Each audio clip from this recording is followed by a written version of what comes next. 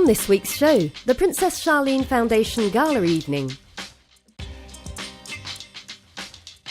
The Principality helps preserve oceans with Monaco Ocean Week.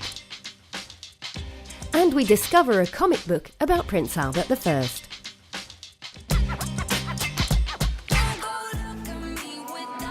We start with the Riviera Waterbike Challenge Gala Evening. This event was organised by the Princess Charlene Foundation with the aim of raising funds before the second edition of this Waterbike Challenge, which takes place in June. There were many great sports people around Princess Charlene, including two-time Olympic freestyle skiing champion Alexandre Bilodeau and former rugby player with the Springboks and world champion François Pienaar. Almost €1 million were raised during the evening. This is a substantial amount that will be used to finance the creation of an aquatic rescue centre in Lumbila in Burkina Faso, where swimming and first aid lessons will be given.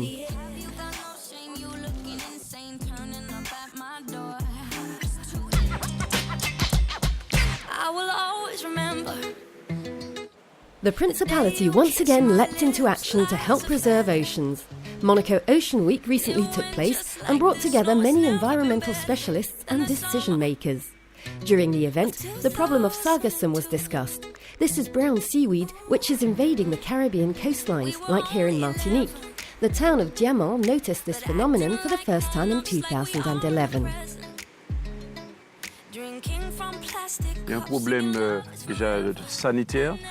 There is a health issue and there is an economic issue because Diamant is a town that depends on tourism. It's the island's #1 activity, and when there is sargassum there is no more tourists. Not only that, but we also have fishermen and pleasure boats. Nobody can go out when there is sargassum. The economic activity of the whole of the town and all of Martinique's coastal towns grinds to a halt when there is sargassum.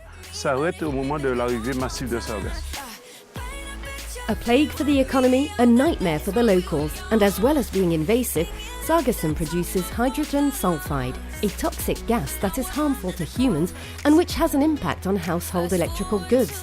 As damaging as it is on dry land, it's the opposite at sea. It serves as a nursery and attracts bigger fish.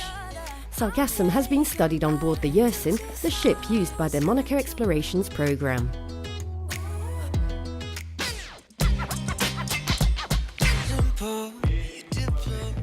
The Monaco Explorations Programme was inspired by the campaigns of the man known as the Explorer Prince, and a comic book dedicated to Prince Albert I has just been published by Éditions Glénat. La bande dessinée, c'est la spécialité de Glénat. Glénat specialises in comic books, and we have a collection called Explorer, which talks about the lives of great explorers. It was only normal that Prince Albert I should be featured in this collection, with other great explorers such as Alexandre David Neal, Fawcett, Magellan and all the others. This book will allow a wide audience to find out more about one of the pioneers of modern oceanography, who has left many traces of his work at the Monaco Oceanographic Museum. Rafael Nadal made history again with a record 11th win at the 2018 Rolex Monte Carlo Masters. During the competition, between two matches, the player took some time to inaugurate suite number 1029 at the Monte Carlo Bay, a hotel suite that now carries his name. The significance of the... Most important is the symbolic side to this suite. I've spent a week and a half here every time I've come to the tournament, and I would like to thank the hotel for giving my name to this suite and decorating it so nicely. It's very special for me. I'm very grateful. His Serene Highness Prince Albert wanted to be by the Spaniard's side because Nadal appreciates the setting so much, as well as the tournament, which is the first of the season on clay courts.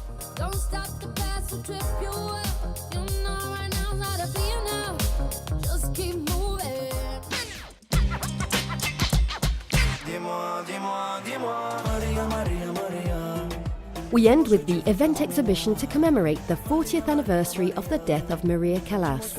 Monaco paid tribute to her by showcasing the important moments of her life and her strong bond to the Principality and Princess Grace. The exhibition was entitled Maria by Callas, a name that is befitting.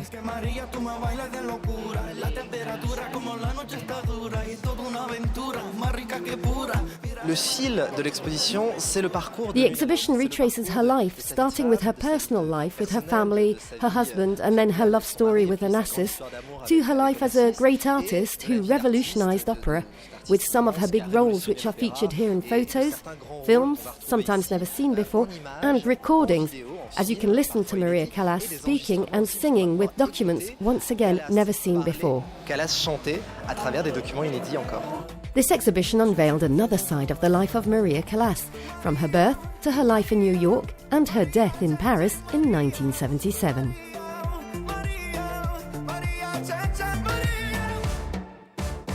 Time to go. See you next week.